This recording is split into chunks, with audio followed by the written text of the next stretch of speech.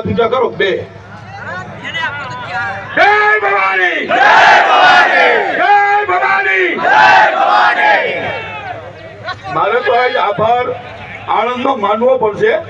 કલ્પના ન કરી શકાય આ જગ્યા નાની પડી અને ખરેખર યુવાનોમાં જાગૃતિ જોઈ એ આણંદ તમે એક ઇતિહાસ બનાવશો. ઇતિહાસ. હું તો 2 કલાક પહેલા આવી ગયો. 2 કલાક તો સેલ્ફી આવેલી બહાર. મારા યુવાનોને આટલો પ્રેમ શા માટે? ખરેખર આ આપણું ઐતિહાસિક સંમેલન આજે જો આણંદમાં 50-75,000 ની સંખ્યા હોય અને 33 જિલ્લામાં આવા સંમેલન થાય અને પછી એક સંમેલન બોલાયું હોય તો 5 લાખ નહીં 50 લાખ થાય.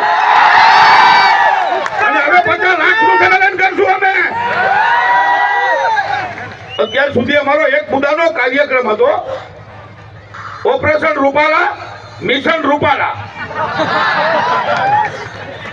મારી બેનું દીકરીઓ, મારી માતા માટે, છત્રણા માટે, જે ભગવાન રામની અને ભગવાન કૃષ્ણની દીકરી આપણે માગી ઈ જ મળે અને આપણે કઈ ઈ જ થાય. પણ આપણે સુસુપ્ત અવસ્થામાં બેઠા છે. જો તમે જાગ્યા અને મળ્યા તો આજે એનો પ્રભાવ જોવો. સરકાર ગાંગી થઈ ગઈ. એક જ મુદ્દાનો કાર્યક્રમ, બધું ભૂલાઈ ગયું. બધું 5 લાખથી જીતશું, બરાબર, ફલાણું ઢીકડું પૂછડું જે હોય બધું તમને ખબર જ છે. હવે પૂછડું નથી બચાવી ગયા.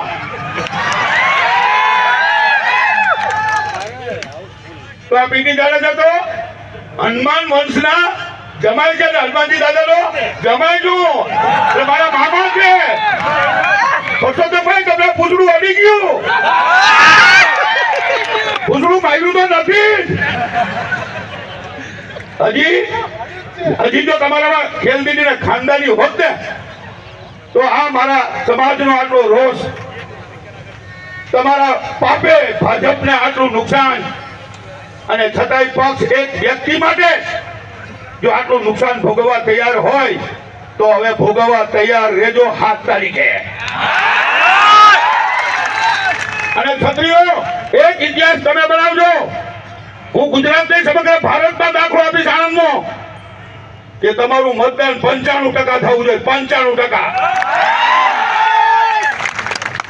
અન્ય સમાજને સાથે, દેશ માટે, છાત્રધમ માટે, ગૌરક્ષા માટે એ ગામે ગામ અમારા પાળિયા છે એટલે એમને બાપુ કહે છે ને. તો બીવાનું શું કામ? આપણા દાદા કૃષ્ણ ભગવાન ગયા ને, એનો જેલમાં જન્મ થયો હતો. કા જેલમાં કા મેલમાં. આપણે તો જેલમાં નથી જવાનું, આપણે જવાનું છે પેટીએ. બેટી બચાવો, બેટી છલકાવો. દરેક રાજપૂત પ્રતિજ્ઞા લે આજે આણંદના સંમેલનમાં. આણંદ નહીં, આખા ગુજરાતના પણ આવ્યો. તમને આજે કહું છું, તમને જોઈન